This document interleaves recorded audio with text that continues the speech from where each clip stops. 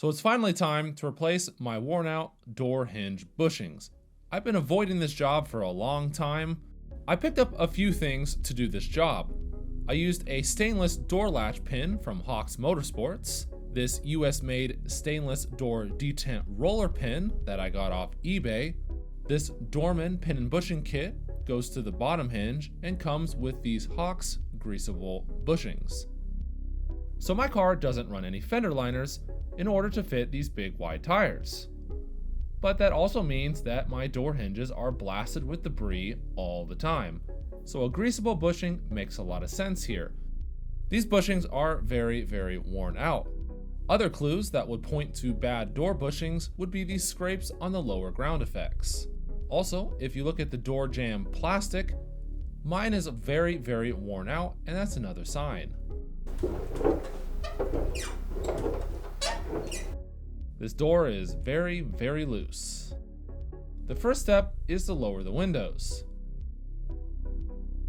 Use some wax and coat the door. Then use some new painter's tape to protect the paint. The wax will help the tape from doing any damage to the paint.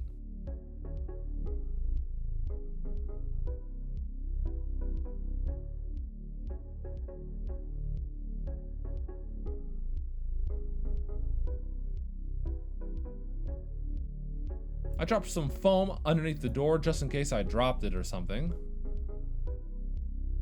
I'm supporting my door with some ratchet straps and some towels. In hindsight, I needed something like foam underneath the straps to avoid damaging the plastic, but hindsight is 2020. One interior door panel has to be removed. It has two screws that hold it in place.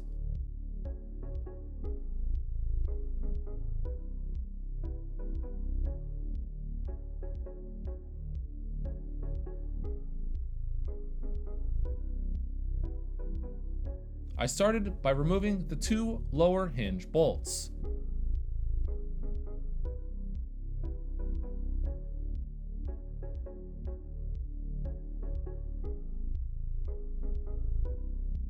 The third bolt head is facing the other direction and is very hard to get to. The top hinge bolts are removed. There are 3 of them.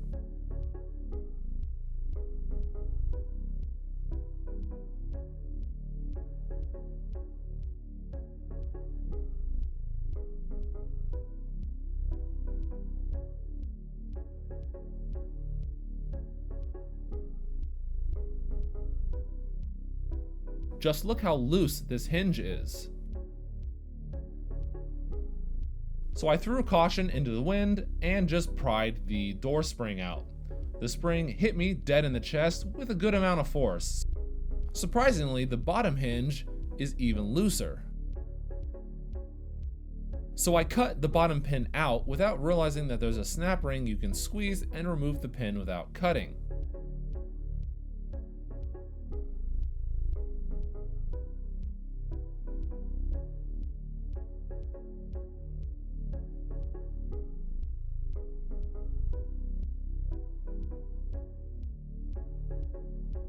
I removed the old bushings from the lower hinge.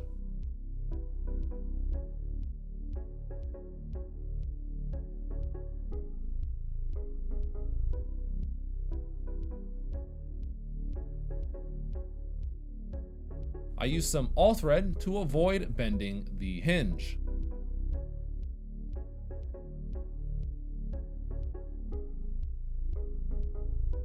I ground off the roller detent pin with a flapper wheel. A quick few taps and the pin falls out.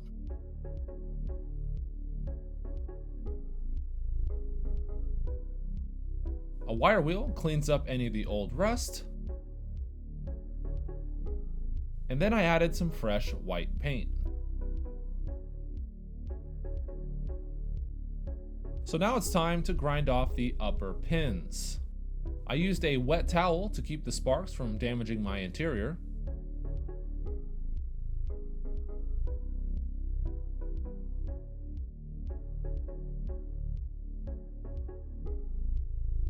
I initially tried to drill out the top pin, but that was unsuccessful, so I just ended up cutting and grinding just like I did with the bottom pin.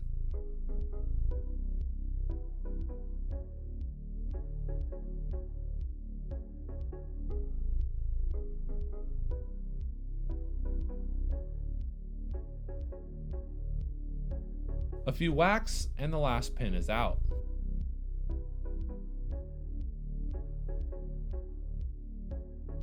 Wheel, and I threw on some fresh paint.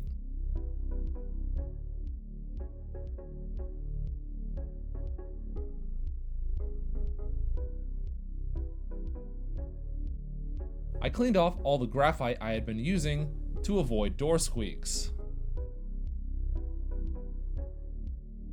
The old upper bushings are tapped out.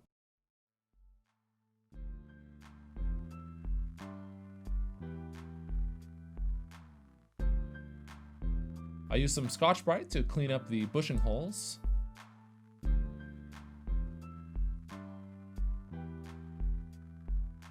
The bushings need a chamfer to ease installation.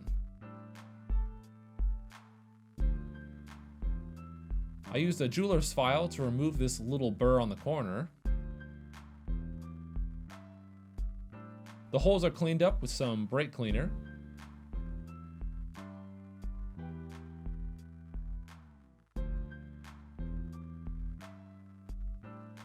The Hawk's bushing kit comes with blue Loctite.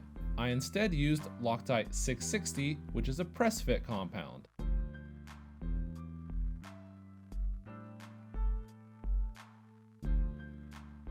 A bead of the Loctite compound is applied to these new brass bushings. The bushings press in with the side that has the chamfer. I used an M10 bolt and a washer to press in the bushings.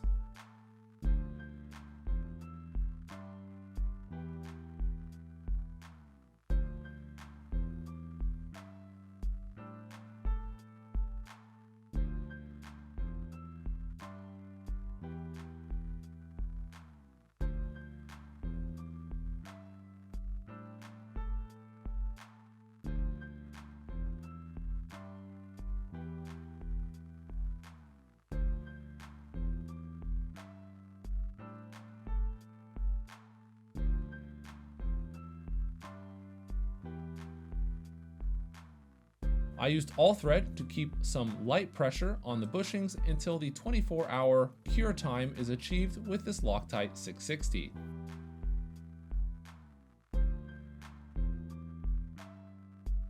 Now to the bottom hinge.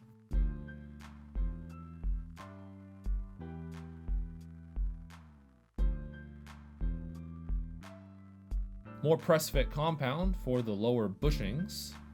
Then the bushings are pressed in with an M8 bolt.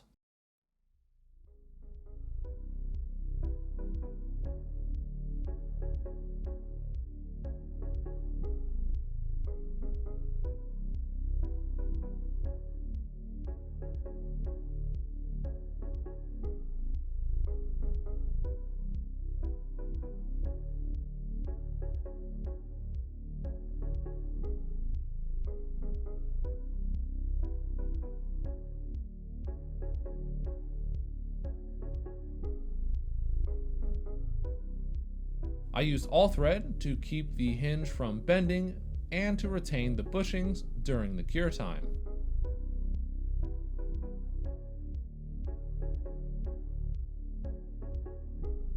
Now to hammer in the US-made stainless roller detent pin that I got off eBay.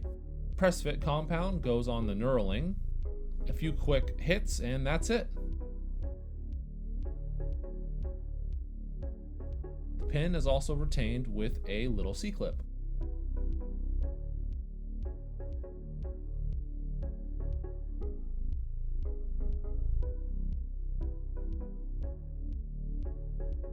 So the roller is oriented like this, with the plastic facing up.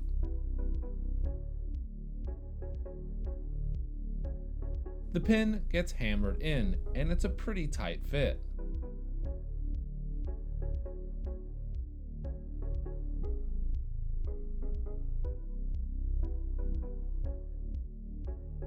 So right now the roller is not loose, but it still spins freely. That's ideal.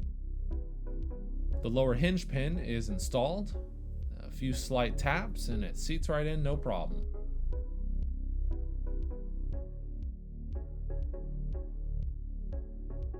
The door spring is not something you can install without a compressor. I tried, so this $15 parts store special does the trick. The spring is shoved in, then the compressor is removed. Now onto the top hinge. The Zerk fitting direction is up to you, but I moved them a bit more from what was shown in this shot. Some grease flowing through the bushing. The two bushings are then installed alongside the ARP 12-point nuts. I added some blue Loctite to the ARP nuts and then tightened them down. Make sure that the bushing is straight when you're tightening these bolts down. You don't want to damage the brass. Make sure to orient the Zerk fittings in a way that you can reach them later.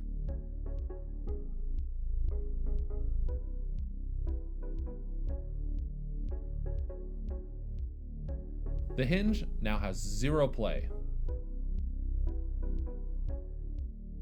A quick pump of grease and they're good to go.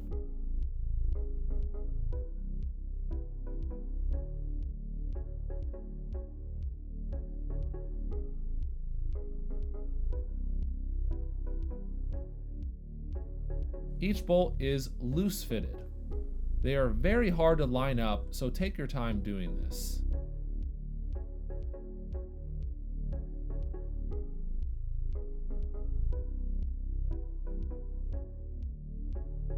Once all the bolts are in, you can snug them up. I then remove the ratchet straps that have been supporting the door.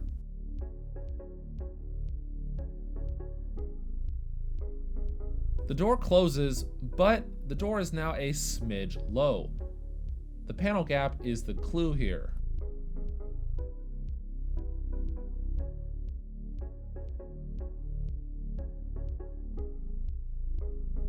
I supported the door again with the ratchet strap, then loosened the bolts to move the door up a tiny bit.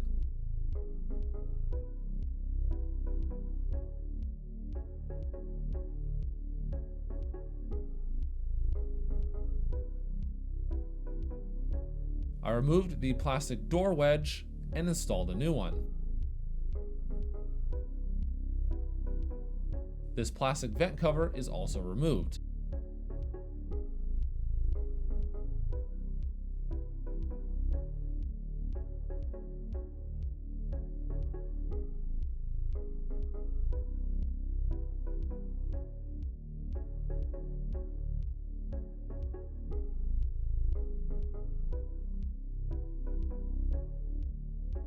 The tape should be damaged a bit when the door is slammed. That means that the wedge is contacting the door properly.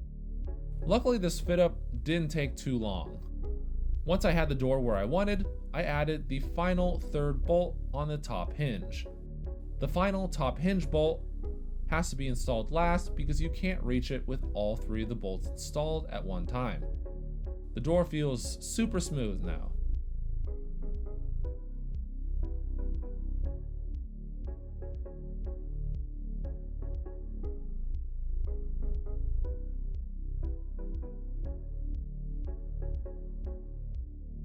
The stock striker bolts are a bit worn out, so I'm installing these stainless ones from Hawks Motorsports.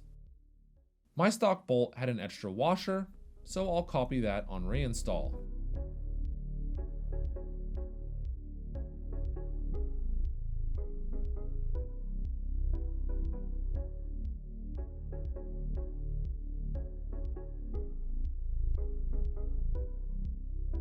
This plastic vent cover thing goes back on.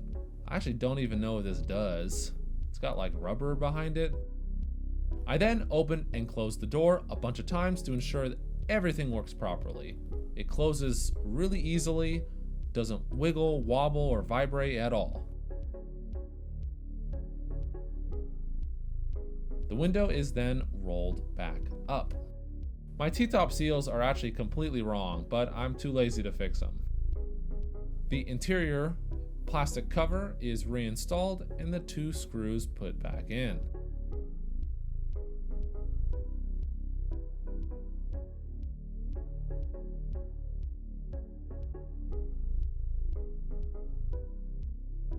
I did chip the paint a bit in 2 spots, so be more careful than I was.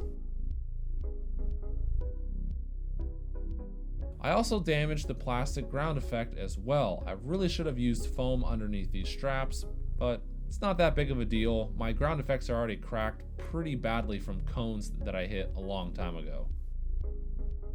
I hope this video helps you guys. I'm pretty happy with the way that my door feels now. It's a nice bonus every time I open and close the door, and it doesn't make any noise and just shuts like it should.